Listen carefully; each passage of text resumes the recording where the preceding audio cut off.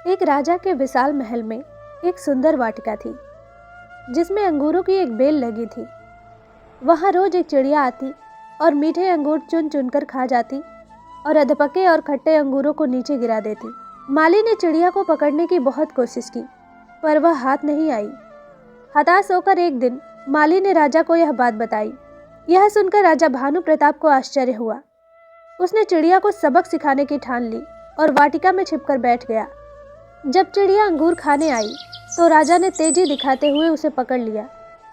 जब राजा चिड़िया को मारने लगा तो चिड़िया ने कहा, हे राजन, मुझे मत मारो, मैं आपको ज्ञान की 4 महत्वपूर्ण बातें बताऊंगी। राजा ने कहा, जल्दी बता। चिड़िया बोली, हे राजन, सबसे पहले तो आप हाथ आए शत्रु को कभी मत छोड़ो। राजा ने कहा, दूसरी बात बता।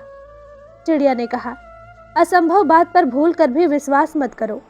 और तीसरी बात यह है कि बीती बातों पर कभी पछतावा न करो।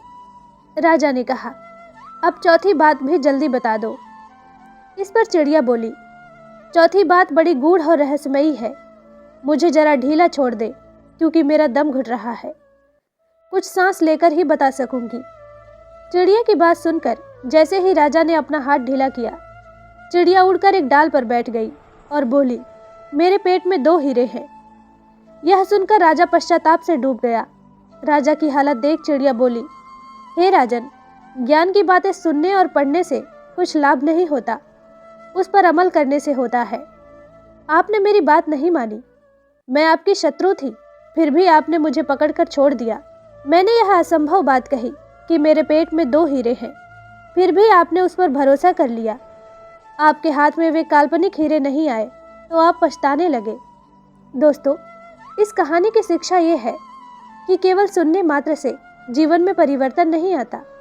उपदेशों को जीवन में उतारे बगैर उनका कोई मोल नहीं।